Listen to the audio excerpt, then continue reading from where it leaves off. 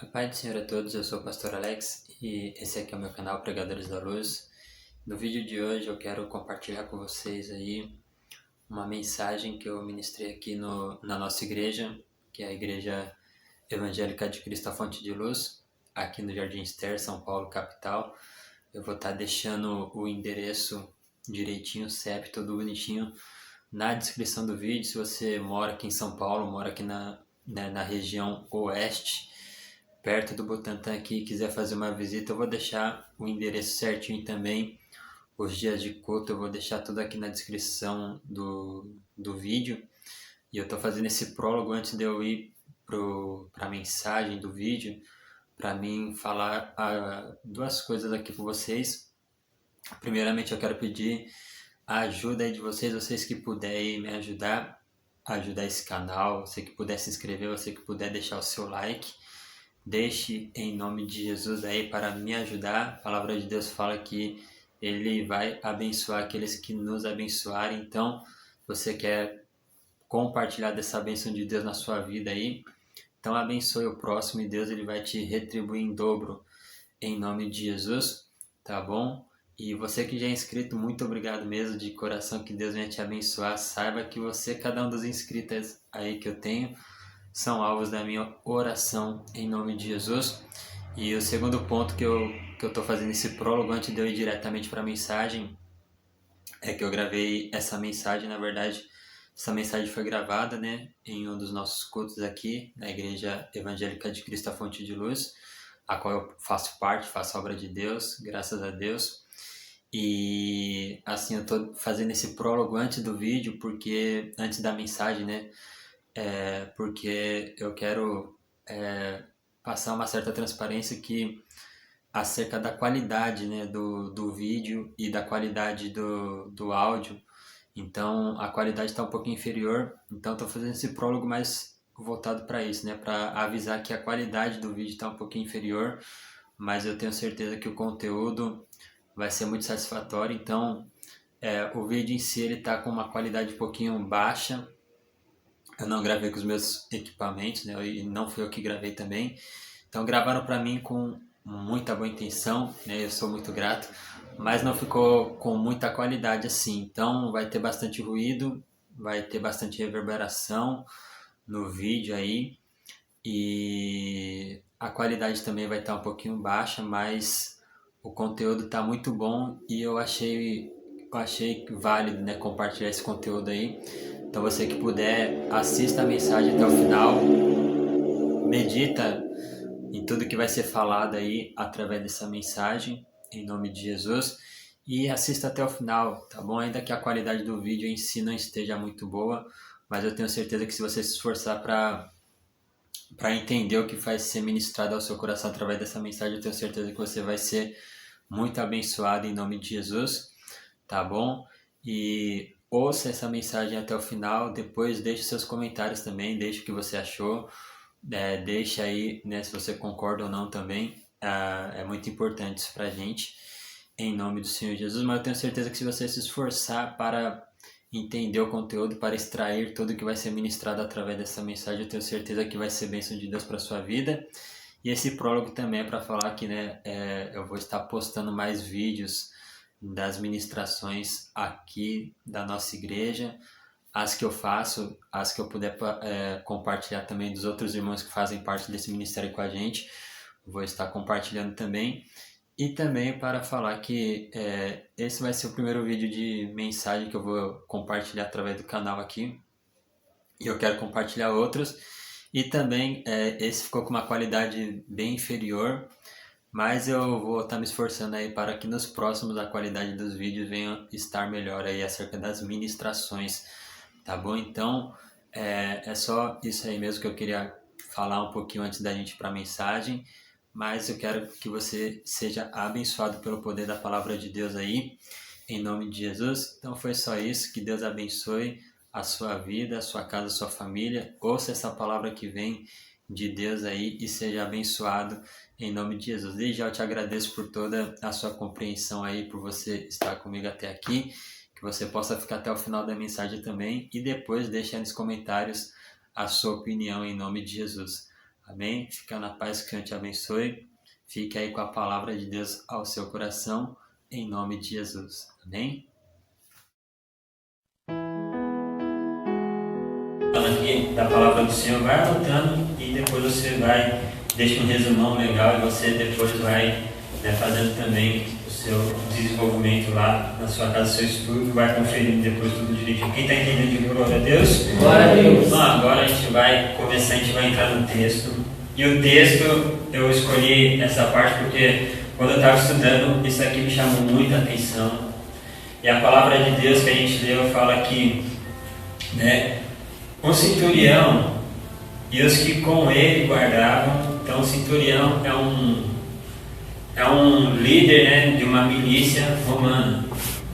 Ele é um chefe, de uma guarda romana. E esse centurião ele estava encarregado de guardar Jesus durante a crucificação. E o que acontece? A palavra de Deus vai declarar assim: os centuriões que com ele guardavam a Jesus, vendo o terremoto e as coisas que haviam sucedido. Repete isso comigo. E as coisas que haviam sucedido. Tiveram grande temor e disseram: verdadeiramente este é filho de Deus. Isso aqui é interessante. Olha só, durante a crucificação de Jesus, o que acontece?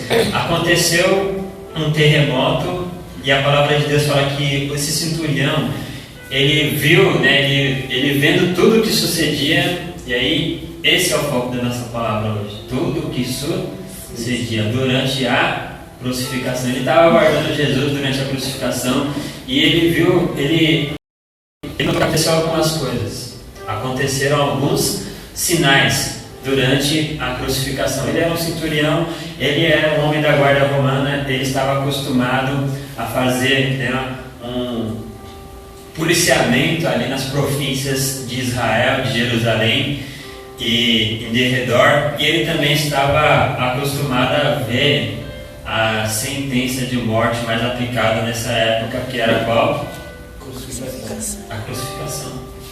Mas é interessante que quando ele é designado para observar e para guardar um dos detentos, que nada mais era do que o próprio Senhor Jesus, ele nota que acontecem umas coisas diferentes. De tanta crucificação que ele já viu ali, ele nunca viu uma crucificação que no meio da crucificação acontece um terremoto. Do nada. Um abalo sísmico. E a palavra de Deus vai falar assim, que ele viu o terremoto e tudo o que sucedia. Por quê? Porque durante a crucificação de Jesus aconteceram mais quantos sinais? Teve o terremoto, teve mais quantos? O véu do templo. Mais 3. Durante a crucificação aconteceram 4 sinais. Saíram dos sepulcros. Quem está entendendo agora disso? Vem comigo, mas não viaja muito. Mantém, foca, bem? Glória a Deus. Olha só, então, enquanto Jesus está sendo crucificado, acontecem quantos sinais? 4. Fala, 4 sinais. 4 sinais. E aí a gente vai ver um pouquinho acerca desses 4 sinais, os 4 sinais da crucificação. Mas antes da gente entender os 4 sinais, a gente vamos começar, não vamos começar do começo, vamos começar do fim. Porque a gente está lendo um texto que vai concluir na passagem da crucificação, e na conclusão a palavra de Deus fala que esse centurião, ele vendo o terremoto e tudo que sucedia, ele declarou uma coisa extraordinária. Ele fala assim, diante de todos os sinais, ele fala assim: verdadeiramente este é Filho de Deus. Então, mais importante do que a gente entender os sinais e por que eles aconteceram, o motivo específico é para testificar que Jesus é o Filho de Deus, para trazer conversão até hoje para as nossas vidas, mas de uma maneira muito marcante para todos aqueles que estavam ali durante a sua crucificação. Todos os sinais foi para testificar para todos aqueles, até mesmo aqueles que os crucificaram, que ele realmente era o Filho de Deus, que ele era um homem inocente que não tinha pecado nenhum, e que tudo que ele dizia realmente era verdade. Você vai ver lá no Evangelho de João que as pessoas, depois da crucificação, entenderam que realmente Jesus era um justo, e eles voltaram para suas casas depois daquele espetáculo batendo no peito, que é um sinal de calamidade que cai sobre o homem e ele se lamenta profundamente. É como que se eles falassem assim: o que foi que a gente fez? Eles realmente reconheceram, nem todos creram, mas o que me chama a atenção é que esse centurião, ele creu, ele viu, e um homem que não fazia parte do povo de Israel olhou a crucificação. Ele era um homem que estava acostumado a ver aquele momento de sofrimento, os últimos momentos de vida de muitos homens. Ele estava acostumado, ele ficou extremamente impactado a ponto de ele declarar: este verdadeiramente era filho de Deus. Há alguns comentários que levam a gente crer que esse centurião é o mesmo centurião que teve um contato com Jesus lá no próprio Evangelho de Mateus 8, se você quiser acompanhar, mas se não, mais 8, 5, vai relatar acerca de um centurião também, que muita gente fala assim: o centurião de Cafarnaum. Então ele era um centurião. Por ele ser um centurião, ele fazia parte de Roma. Se ele era romano, com certeza ele não morava em Jerusalém, né? Mas ele exercia o seu ofício de centurião aonde? Em a província que ele mais atuava era em Cafarnaum. Mas lá em Mateus 8, 5 diz assim: entrando Jesus em Cafarnaum, chegou junto dele um centurião rogando-lhe, no 6 diz, dizendo: Senhor, o meu criado jaz em casa paralítico e violentamente atormentado. E aí Jesus diz para ele: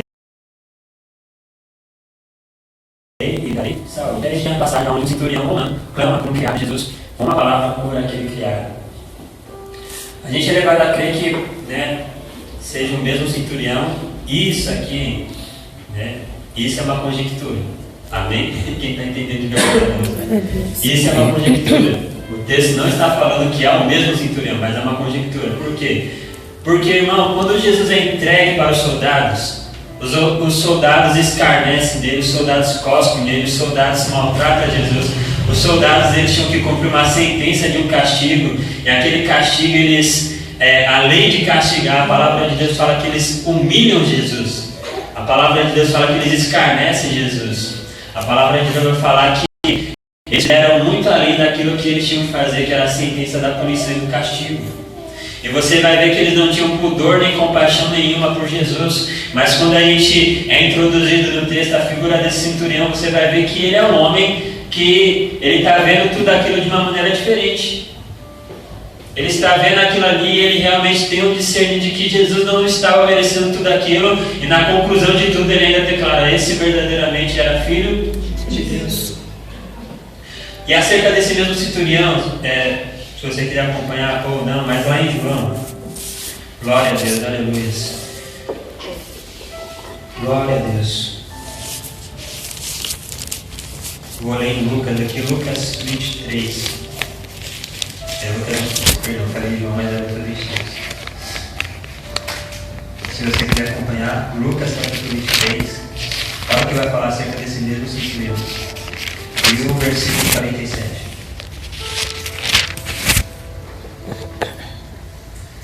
Glória a Deus, se você quiser anotar, mas eu vou estar lendo, amém? Porque senão a gente vai perder muito tempo. Mas olha só, acerca do mesmo centurião.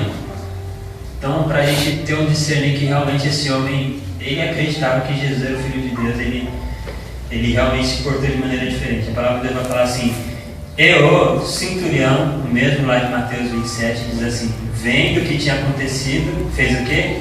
Deu glória a Deus, dizendo: na verdade, este homem era justo. Não, o cara deu glória a Deus.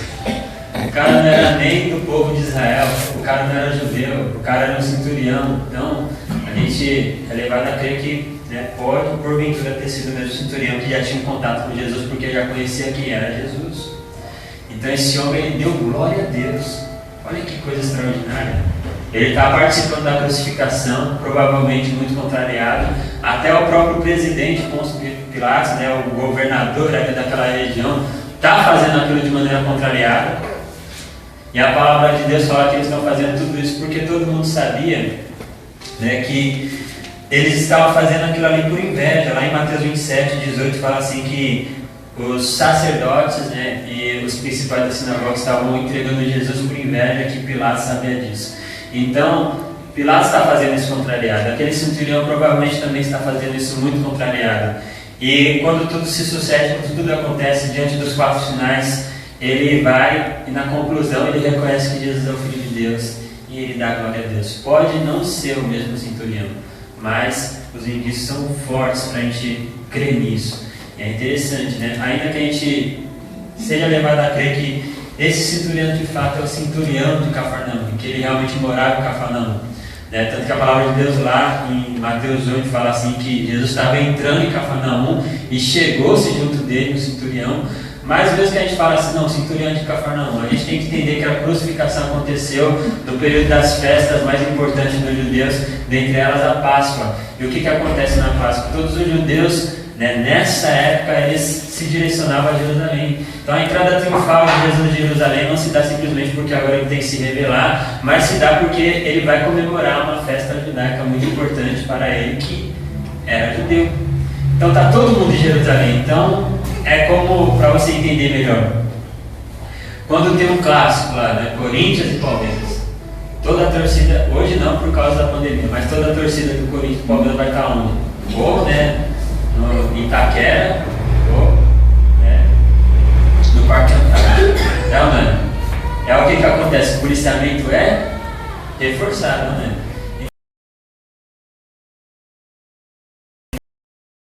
Esse centurião de Cafarnaum está tendo uma festa judaica muito importante ali. É tão importante que essa festa é marcada até algumas tradições romanas, uma delas era de soltar um preso.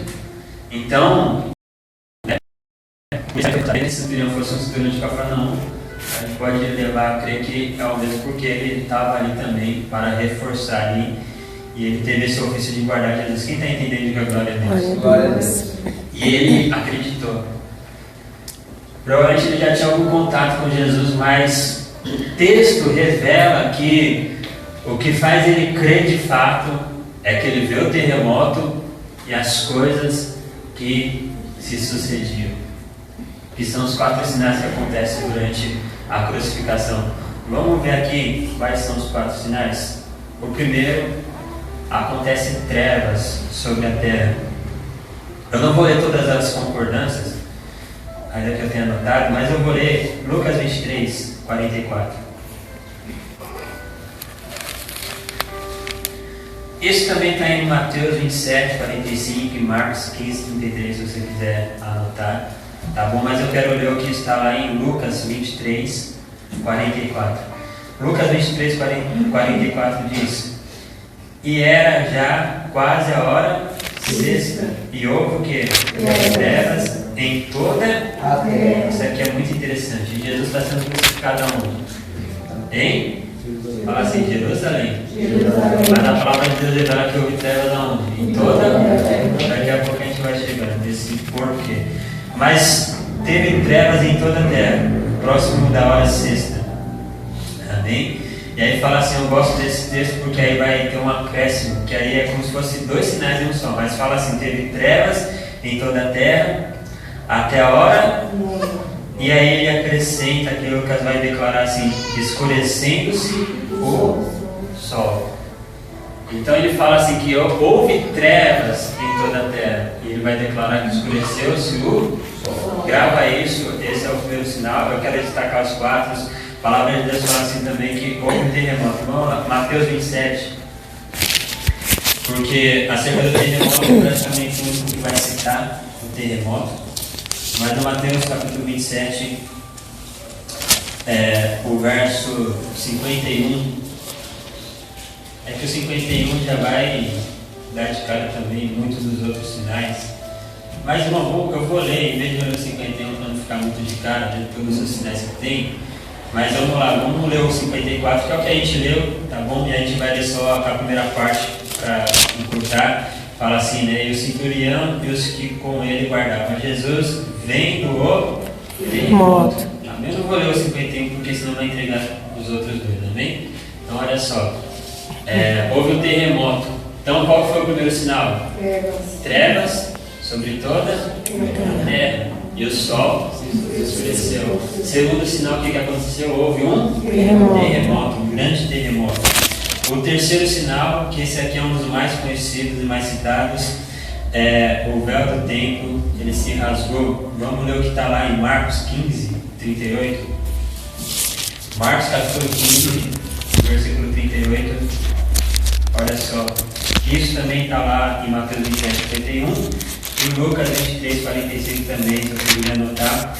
Mas Marcos 15, 38 diz assim: e o véu do templo se rasgou em dois, de alto a baixo. Então, uma coisa que aconteceu de cima para baixo, né? Então, olha só. Esse é o terceiro sinal. Eu não estou falando na ordem cronológica, mas eu estou falando na ordem que eu quero apresentar, tá bom?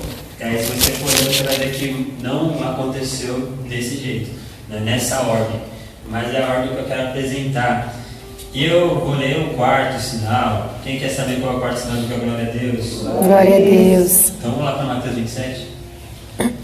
52. O quarto sinal é maravilha de Deus, hein? Mateus 27, vamos ler o 51. O 52 e o 53. Quero falar um pouquinho mais também dos outros sinais. Glória a Deus, aleluia. Vamos lá, e a gente vai ver, né, esse terceiro sinal e alguns outros sinais. Vai falar assim, Mateus 27, 51 diz assim, até o 53 diz: e eis que o véu do templo se rasgou em dois, de alto a baixo, e tremeu a terra. Tremou o quê? Terremoto, né? Fenderam-se as pedras, e olha só o quarto sinal. E abriram-se os sepulcros, e muitos corpos de santos que dormiam foram ressuscitados.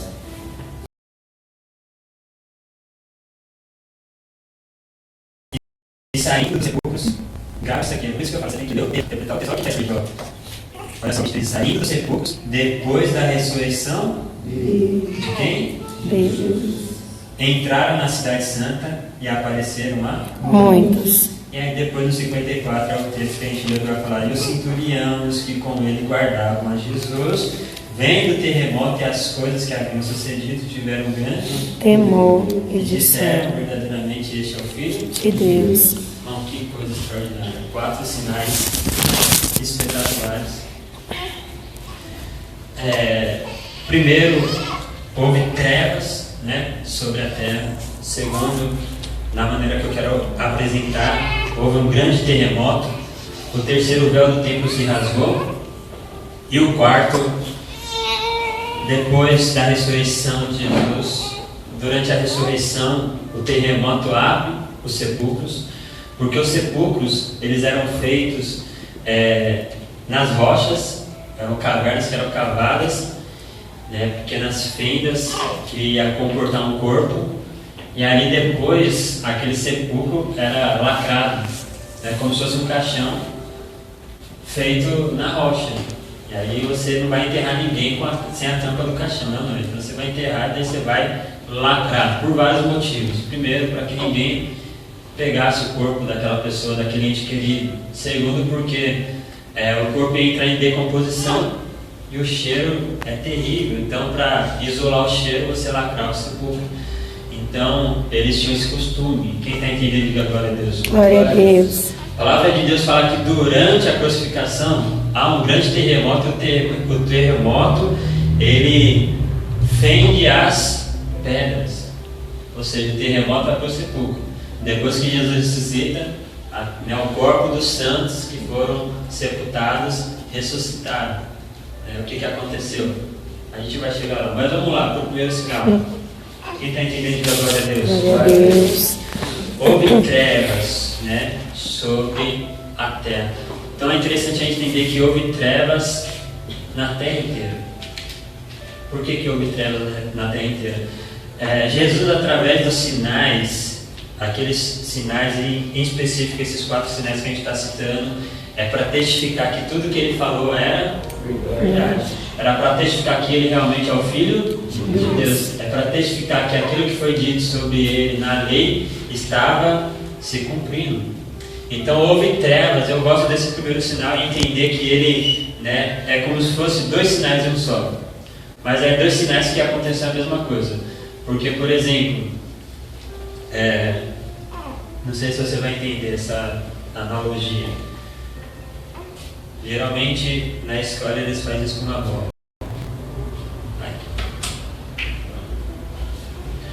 Glória a Deus. Quem está me entendendo de glória a Deus? Glória a Deus. Não é uma bola. Também não é a terra, né? Mas vamos fingir que é a terra. Amém? Vem aqui, irmão, me ajuda aqui. Vamos supor que o irmão está segurando a terra. Amém? Aqui é a terra. Tá bom? E eu gosto de entender que esse sinal é como se fosse dois em um só, porque é duas coisas que aconteceram, mas que teve o mesmo efeito. E a terra do irmão já está negra. Já está escura. Já escureceu antes. Mas vamos supor que aqui está o sol, né? Glória a Deus. Cadê? Vem aqui, João, me ajudar também. Em nome de Jesus. O João vai segurar o sol. Quem está entendendo, diga glória a Deus. Glória a Deus. É só para você entender a questão do sinal. É um só, mas é duas coisas que acontecem que dão a mesma finalidade. O João está segurando o sol aqui, então o João é o sol, o irmão e ele é a terra, tá bom? Mas vamos supor que a terra ainda não está escura, né? O sol está iluminando a terra. Então olha só.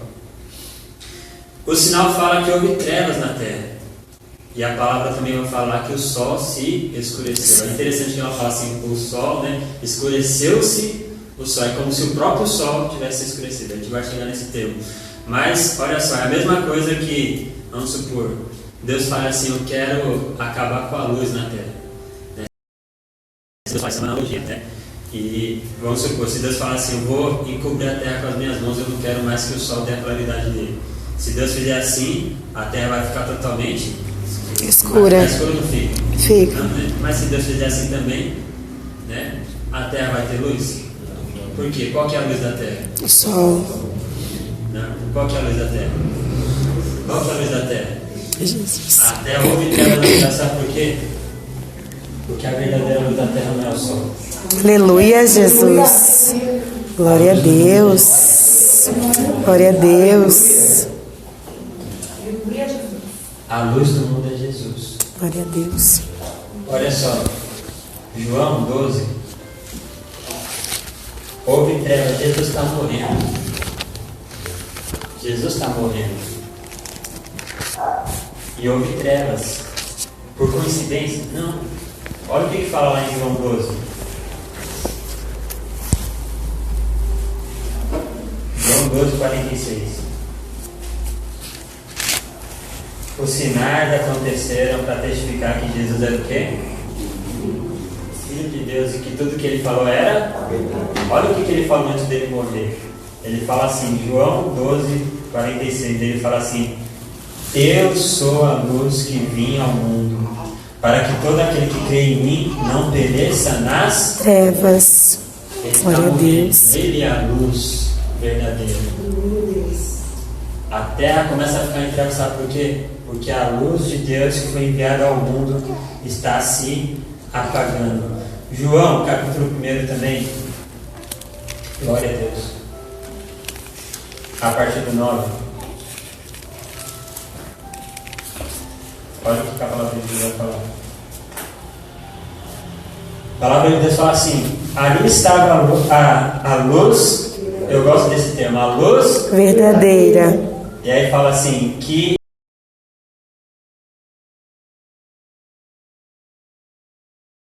ilumina todo homem que vem ao mundo. Estava no mundo e o mundo não conheceu. Olha só, ali estava a luz verdadeira. A luz verdadeira é quem, irmão? Jesus. Irmão, pode o sol se escurecer, mas se Jesus permanecer na nossa vida, a gente ainda vai ter a luz verdadeira. Glória a Deus. A terra ficou em trevas, sabe por quê? Porque a luz verdadeira estava se apagando. Glória a Deus. Mas além da terra ficar em trevas, a palavra de Deus fala assim que o sol se escurecer, sabe por quê? Irmão, é porque aqui é um sinal que testifica que ele realmente é o Criador.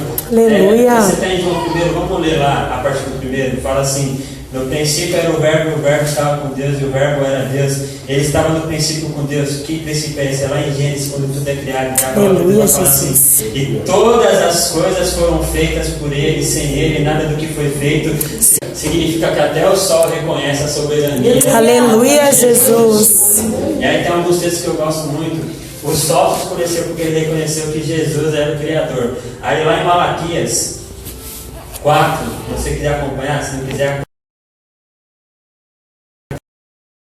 anota aí o 4, 2, glória a Deus. Fala assim: mas para vós, os que temeis o meu nome, nascerá o sol da justiça, e cor trará nas suas asas, e saireis e saltareis como bezerros na estrebaria. Olha só, para aqueles que temem o nome do Senhor, ele está falando acerca do dia do Senhor, o dia de Jesus, o dia em que ele vai voltar. Aí a palavra de Deus fala assim, que naquele dia vai nascer para a gente que teme o nome do Senhor o sol da justiça. Sabe por quê? Porque Jesus é o nosso sol, ele é o sol da justiça que brilha sobre as nossas vidas. Uma coisa interessante que eu gosto lá em Gênesis capítulo 1, irmão, se você quiser acompanhar, fique à vontade se quiser anotar. Anote, são um texto muito conhecido, capítulo 1, aleluias, e o versículo 3. Glória a Deus. Olha por que o sol reconheceu a soberania de Jesus. A palavra de Deus fala assim, que Jesus é a luz verdadeira. E olha só o que a palavra de Deus vai falar lá em Gênesis, capítulo 1, versículo 3 diz: disse Deus, haja luz, e houve luz. Irmão, isso aqui Deus está fazendo antes mesmo dele criar o sol, as estrelas, a lua, qualquer luminar. Antes do sol existir, a luz, que é Jesus, já existia. Aleluia! O sol se escureceu por quê? Porque ele reconheceu a soberania de Jesus. Ele falou assim, eu sou um luminar que dá a luz do dia, mas Jesus é a luz verdadeira. Glória a Deus! O sol reconhece a soberania de Jesus. Aleluia, Jesus! Irmão, para fechar esse aspecto, Apocalipse 22, isso aqui eu tenho que ler porque é profético. A gente irá acertar daquilo que ele representa, que ele foi, mas a gente também tem que lembrar aquilo que ele vai se manifestar e vai ser para a gente. Apocalipse 22 e o versículo 5. Olha só. Ele é a luz verdadeira, ele é a luz que veio antes do sol. Mas lá em Apocalipse ainda fala que essa luz vai se revelar de uma maneira extraordinária. Em Apocalipse 22, 5 diz assim: e ali, na Nova Jerusalém, não haverá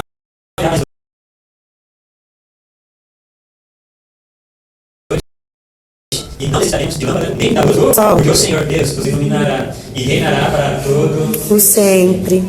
Aleluia. Glória a Deus. O sol se enegreceu, se escureceu, sabe por quê? Porque ele reconheceu a soberania da luz que há em Jesus. Aleluia, Jesus. Ele é a luz verdadeira. Quem entende isso, diga glória a Deus. Glória a Deus. Aleluia. Esse é o primeiro sinal. Acho que eu vou parar por aqui, mano. Só no primeiro já tá bom, tá não? Eu vou querer que eu chegue no último, né? Glória a Deus. O segundo sinal, irmão. O segundo sinal, glória a Deus, que acontece. Qual que é o segundo? Terremoto. Acontece o terremoto, né?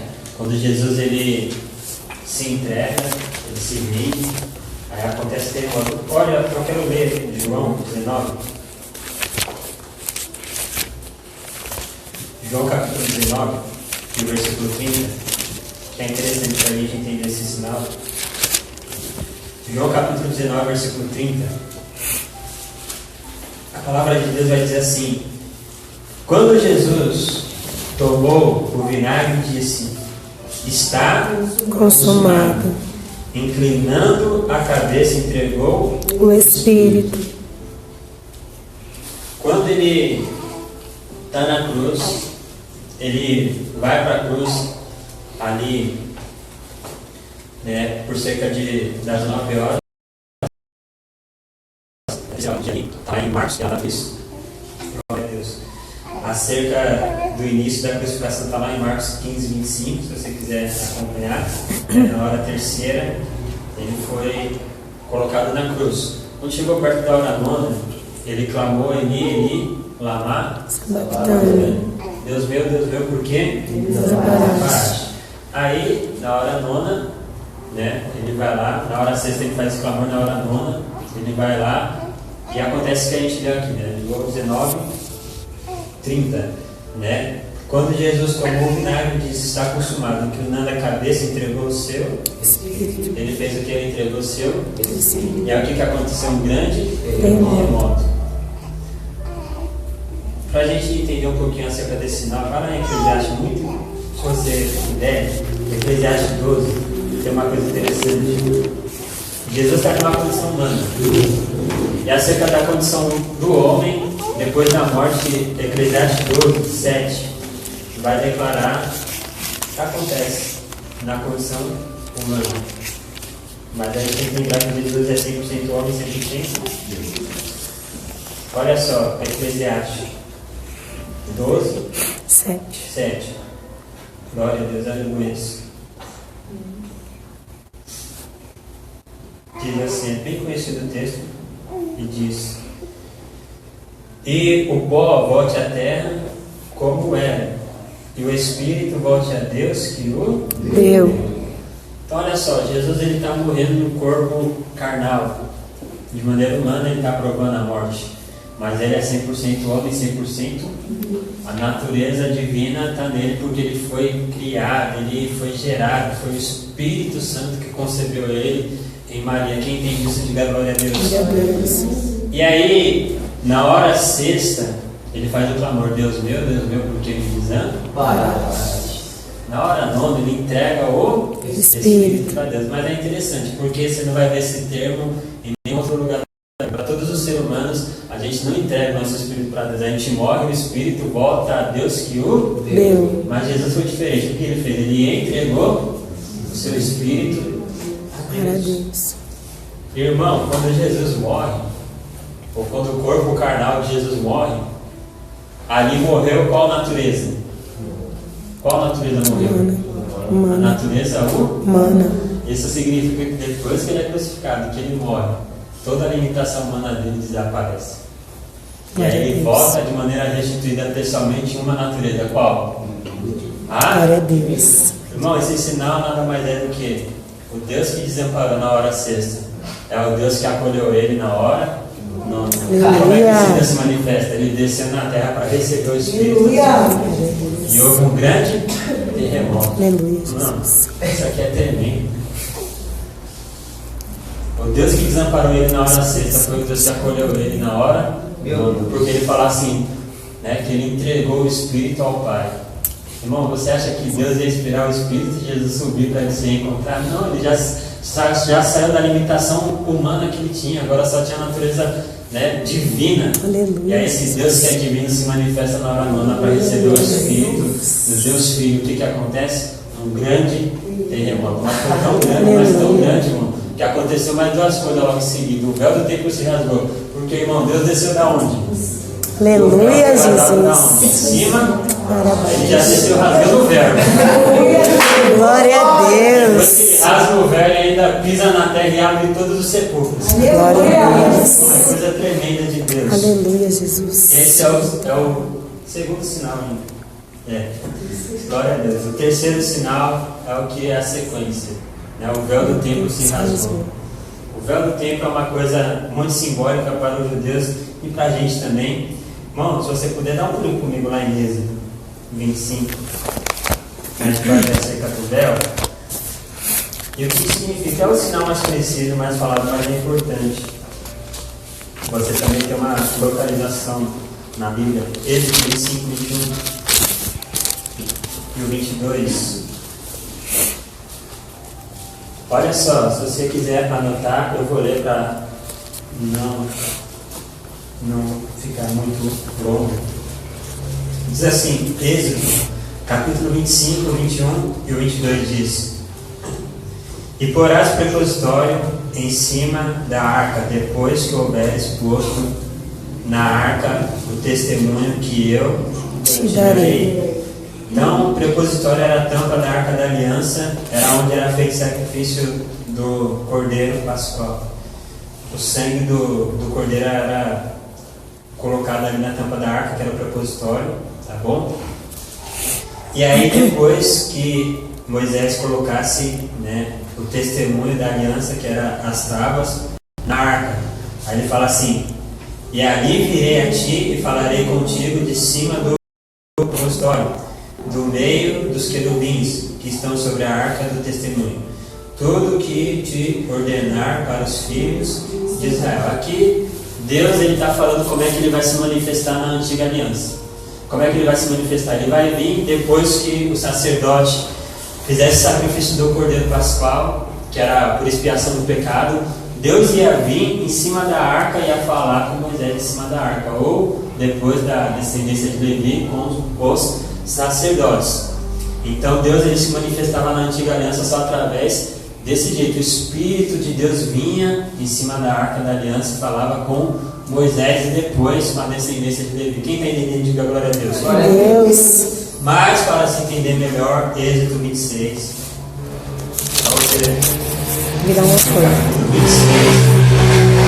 33 e 34. Aí fala assim, aí é onde a gente chega no terceiro sinal. A gente está vendo que a arca da aliança representa a presença de Deus e que é através da arca da aliança que se manifesta a presença de Deus, e a presença de Deus é o Espírito de Deus, e ele vai se manifestar somente através da arca da aliança ali na antiga aliança. E aí olha só onde que essa arca era colocada. Fala assim, Êxodo 26, 33 diz: pendurarás o quê? O véu. O véu debaixo Debaixo. dos colchetes, e porás o quê? A arca do testemunho. Ali dentro do Véu. E este véu vos fará separação entre O santuário e o lugar santíssimo. E porás a cobertura do propositório sobre a arca do testemunho no lugar santíssimo. Depois do véu havia um lugar no templo que se chamava lugar santíssimo. Nesse lugar santíssimo estava a arca da aliança. E onde é que Deus se manifestava na antiga aliança? Em cima da arca. Aonde a arca ficava? No lugar santíssimo. E o lugar santíssimo era coberto pelo Véu. Meu Deus. Eu preciso explicar o resto do... Não preciso explicar o resto do sinal.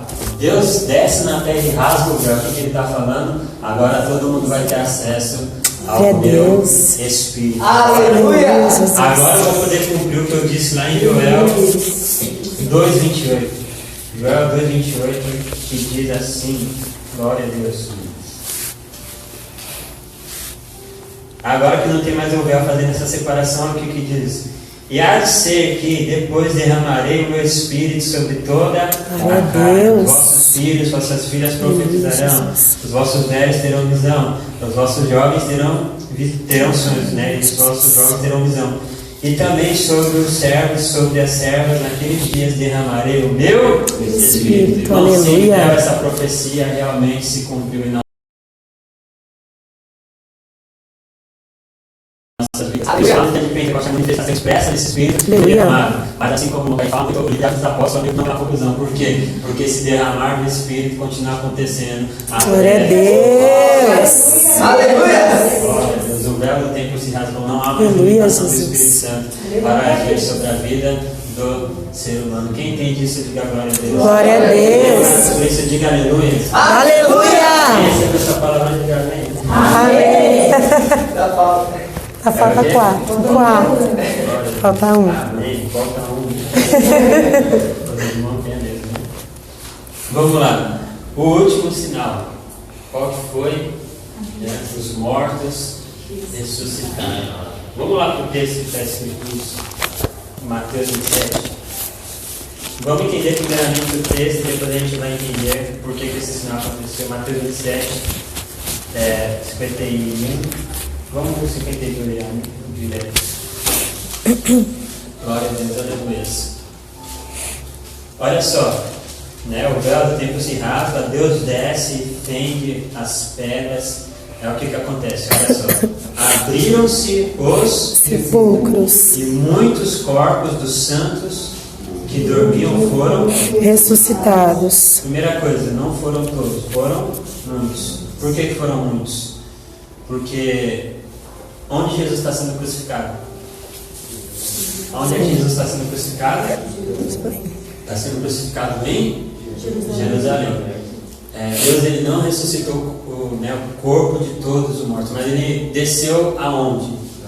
Em Jerusalém. Então ele ressuscitou os mortos que estavam onde? Em Jerusalém. Então ele ressuscitou o corpo.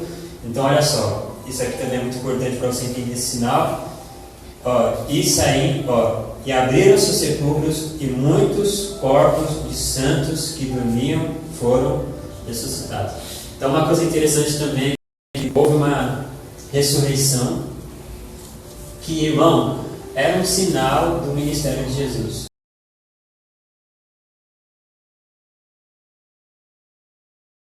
Jesus ressuscitava os mortos. Os casos mais conhecidos é que o filho da viúva de Naim, a palavra de Deus fala que quando os discípulos de João até Jesus perguntar se ele é o Messias, um dos sinais que ele fala que ele faz no seu ministério é: o evangelho é pregado, os leprosos são curados, os mortos são ressuscitados. Então, irmão, o que foi escrito é que ele ressuscitou, né, a filha de Jairo e o filho da viúva de Naim. Mas fora isso, com certeza ele ressuscitou muitos outros. E um dos textos que testifica isso é esse aqui, ó. Ele ressuscitou até depois que ele morreu. Glória a Deus. Mas é interessante que ele ressuscitou o corpo. Aqui não está falando de ninguém que já tinha virado cinza, irmão. Ou seja, era um defunto fresco. Era uma pessoa que tinha partido há pouco tempo. E olha só uma coisa interessante. Eu quero ler uma coisa com vocês aqui. Lá em João 12, 10. Para você entender o conceito mais histórico também. João, capítulo 12. O 12 é bem depois do 11, realmente. Mas o que acontece no 11?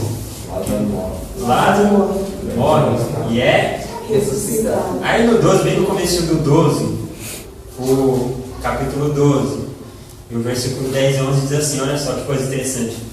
Os principais sacerdotes tomaram deliberação para matar também quem? Os caras acabam de ressuscitar. Os caras já querem matar.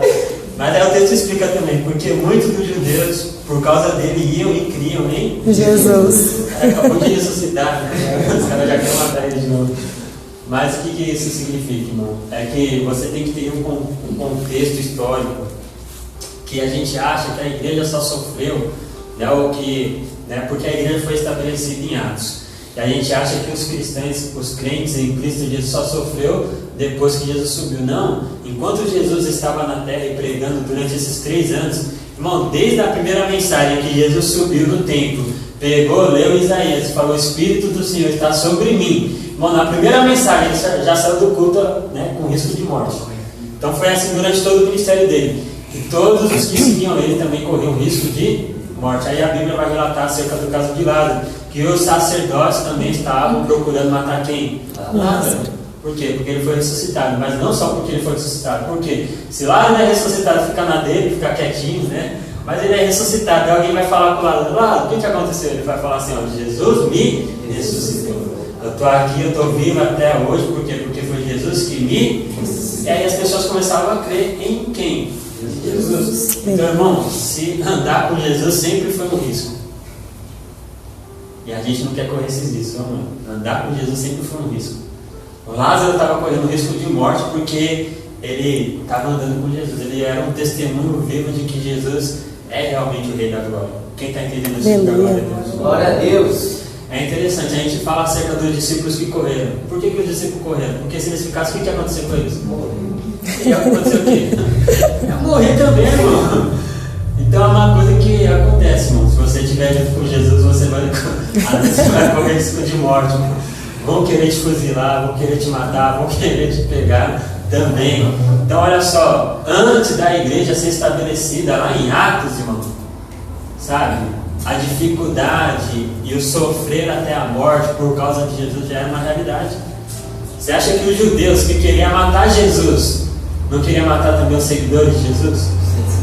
Mais do que isso, historicamente a gente vai entender que tem muitas pessoas que nesse processo de 3 anos, né, ali que Jesus está pregando, 3 anos e meio que Jesus está pregando, muitas pessoas por causa da fé em Jesus, elas acabaram morrendo. Não, onde está escrito isso na Bíblia? Não, a gente acabou de ler. Muitos corpos dos santos que dormiam quando? Na época de Jesus. Eles morreram quando? Na época de Jesus. Eles morreram crendo em quem? Em Jesus. Por causa de quem? Por causa da pregação que Jesus fazia. Ou seja, os judeus, os sacerdotes matavam muitos crentes, pessoas que eram judeus, muitos fariseus. A fariseus convertia, irmão, você, assim, no farisaísmo você tem a crença da conversão. mas para eles é tipo, entrou, não pode sair mais. Porque se você sai da crença, né, do farisaísmo, você está traindo a lei de Moisés, você está traindo o templo e você está sendo contra a Deus. Jesus, quando ele está pensando em subir a festa da Páscoa, os irmãos dele falam assim: você não quer se revelar? Vai lá, porque ele sabe que ali ele vai correr um risco de morte. E ele está pensando, e aí ele vai falar para os irmãos dele uma coisa interessante: vai chegar tempos onde as pessoas vão matar, né, os santos, e vão achar que estão fazendo um serviço para Deus. Esse tempo já estava se cumprindo na época de Jesus. Tinha muita gente que morria porque era fariseu, falava assim: nossa, Jesus verdadeiramente é o Filho de Deus. Aí o sumo sacerdote falava assim: ok? Não, peraí. Nicodemos vai ter com Jesus de noite. Por quê? Porque se alguém descobre que Nicodemos é discípulo de Jesus, o que acontece com Nicodemos? Morre. Então, o conceito de morrer por Cristo não começou em Atos, já começou desde o ministério de Jesus. E teve muita gente que morreu. Teve muito fariseu que se converteu, e depois que se convertia, a pessoa perguntava: qual que é a sua fé? Não, eu creio que Jesus é o Filho de Deus. E as pessoas falavam assim: não, ele é um falso profeta, ele expulsa demônios em nome de Beelzebul. Ele é contra o templo, ele falou que vai destruir o templo. Você está falando, você está confessando a fé dele? Aí o que acontecia? Era apedrejado. Mas esses santos, eles tiveram consolo. Jesus morreu. Quando ele morre, Deus se manifesta e abre o sepulcro. E depois que ele ressuscita, esses santos que morreram crendo nele foram também ressuscitados. Deus. Esses aqui que são ressuscitados, é interessante a gente entender que eles foram ressuscitados. E o texto não vai falar que eles foram transladados. Não vai falar se eles ressuscitaram e subiram para o céu. Não. Além deles ressuscitar, depois que eles ressuscitam, é um sinal de ressurreição que havia muito forte no ministério de Jesus. Mas além deles ressuscitar, a palavra de Deus vai falar assim, lá em Mateus 27, né? 52. Eles não foram para o céu depois que eles ressuscitaram. O que eles fizeram depois que eles ressuscitaram?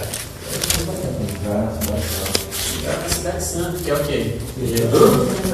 E a palavra de Deus fala que muitos o viram. Então, saíram de sepulcros depois da ressurreição dele. Então, eles só saíram, ou seja, só teve a ressurreição depois que Jesus ressuscitou. Por quê? Porque isso aí também é um teste visível que Jesus, ele ressuscitou, e Jesus é tão abusado, mas tão abusado que ele fala assim: eu voltei, mas não voltei sozinho. Uma turma que veio comigo também. Glória a Deus. Aí eu fico pensando, ele já queria matar Lázaro, que era um ressuscitado, que as pessoas criam por causa de Lázaro. Aí Jesus fala assim: vocês queriam matar Lázaro porque eu ressuscitei Lázaro? Agora vocês vão ter trabalho em dobro. Mas eu não vim só. Glória a Deus. É os santos que morreram ali, começou a ressuscitar. Meu Deus! Voltou para a cidade e começou, e muitos viram. Irmão, se alguns viram, só um que era Lázaro, e creram, imagina esses muitos que viram. Glória a Deus. Bom, Jesus é fiel. Aleluia. Ele ressuscita. Aleluia. Aí ele vai subir para os céus. E aí a gente fala assim: não, Atos dos Apóstolos, os irmãos começaram a estar com o irmão. Jesus já deixou tudo prontinho, ele ressuscitou, trouxe uma cambada com ele e falou assim: agora, né, agora vamos crer mais ainda. Irmão, sabe, quando ele passa a responsabilidade para os 12 apóstolos, não, o negócio já está ali, ó, o alicerce já está colocado. Aleluia. As testemunhas que veio de Jesus da morte já está falando: não, Jesus me ressuscitou, eu morri. E aí eu fico imaginando, por quê? Porque teve algumas coisas assim, irmão, que eu não ia citar aqui nesse sermão. Mas, por exemplo, está morrendo na cruz. Aí do lado dele tem quantos malfeitores? Jesus gosta de falar que Jesus, eu não sei, né? É uma conjectura aqui. Aí o cara morreu, Jesus. Fala: mestre, lembra de mim quando eu entrar no teu reino. E que Jesus responde: ainda hoje estarás comigo no paraíso. Glória a Deus. Mas não foi isso que ele falou para Jesus. Ele falou assim: lembra de mim quando entrares no teu reino. O mínimo ele estava jogando lá para frente no milênio. Falou: Jesus, eu sei que um dia você vai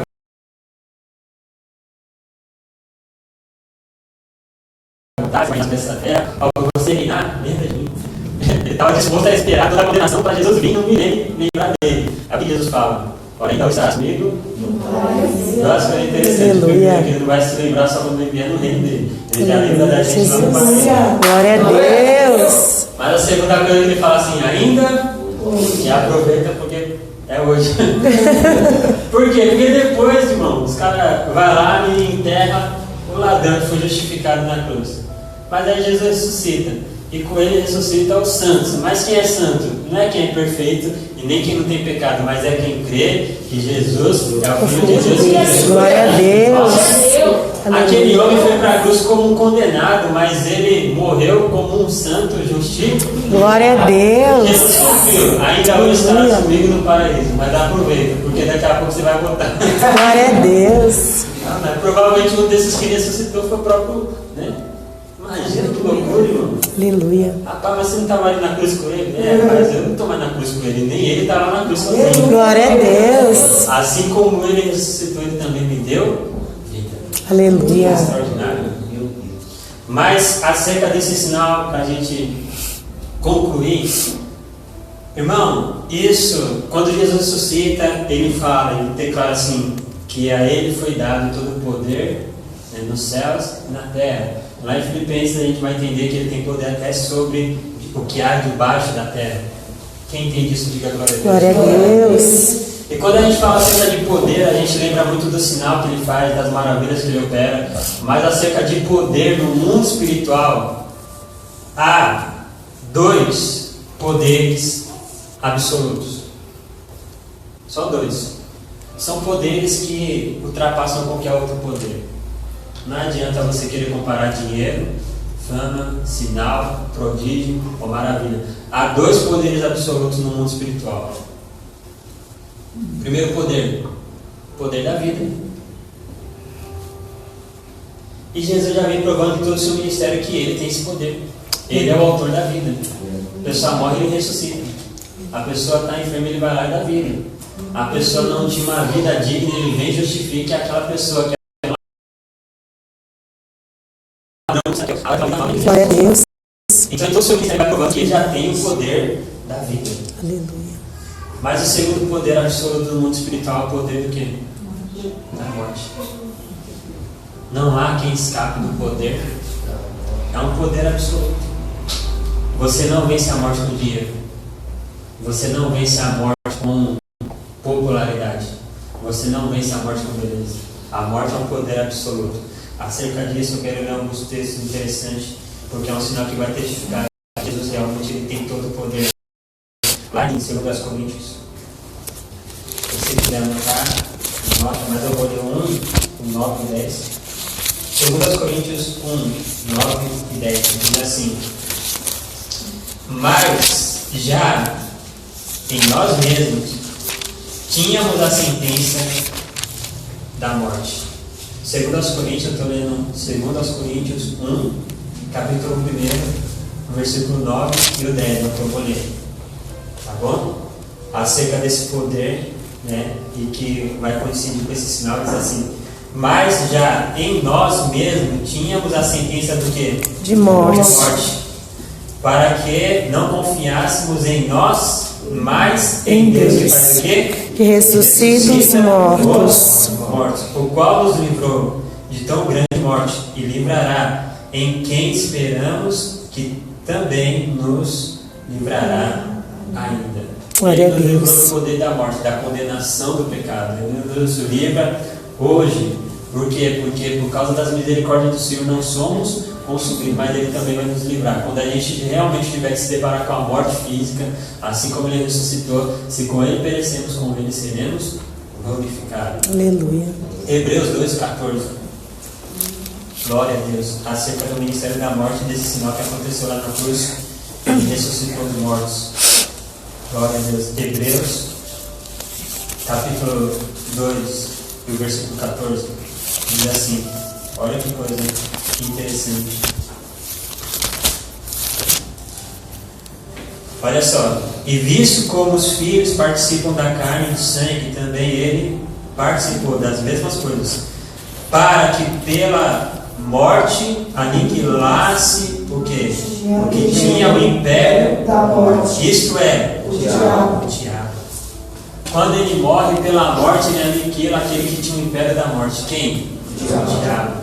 Ou seja, antes de Jesus morrer na cruz, quem tem o império da morte? Quem tem o poder da morte? E isso foi declarado antes dele subir na cruz, que ele fala assim: o ladrão vem senão para roubar, matar. Ou seja, o poder da morte, o império da morte estava nas mãos de Satanás. Quando Jesus morre e ressuscita, ele vence a morte e ele também aniquila o império daquele que tinha o poder. Glória a Deus. O diabo. Lá em Atos 26, para a gente concluir. Atos 26. Glória a Deus. Atos capítulo 26, versículo 18. Olha só o que a palavra de Deus vai falar. Glória a Deus. Versículo 18. Diz assim: para lhes abrirem os olhos das trevas, os converteres à luz. E do poder de quem?